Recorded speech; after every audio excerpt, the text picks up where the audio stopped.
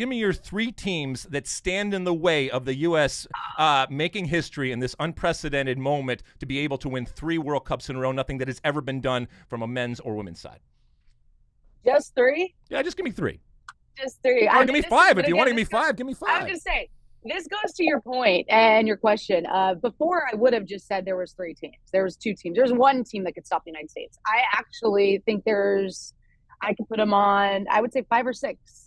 I'd go so far as to say 7 if you had a dark horse upset. But I think you got to go with the Euro champs, England, although they just were defeated by Australia 2-0. Mm-hmm.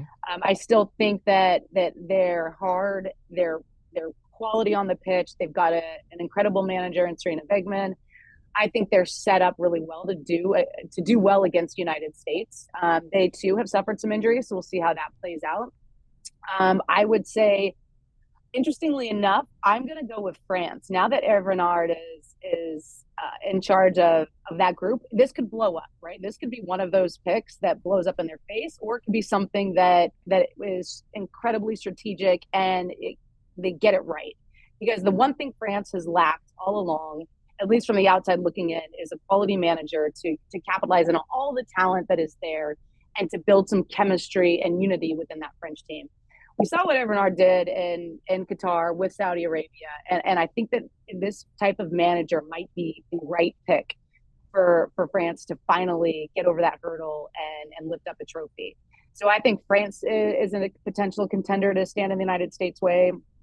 I would still say Germany, although I thought their performances over this international break were a bit lackluster.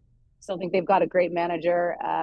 And I think it's really young, talented squad. Again, for those who don't remember, this was a team that pushed England in that Euro final, could have easily come away with that trophy last summer.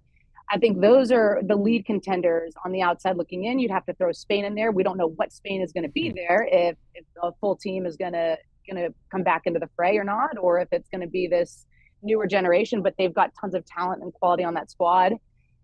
And I think Australia, we've said this before, but when you host, there's a lot of pressure. And what does that do to the psyche of the team?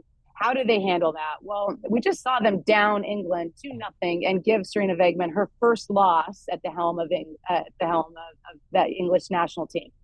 So this is a team that has Tony Gustafsson as their manager. He was a previous manager of the United States, assistant to Jill Ellis. This is a guy that knows how to play the U.S. well. And if you watch the game against England, he set them up tactically incredibly well.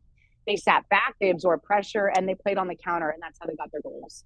And I think if they keep that unit performing in that way, I think they could surprise. That goes along with the fact that they can hopefully handle the pressure of being the host nation. You like that clip? Well, my State of the Union podcast drops every week.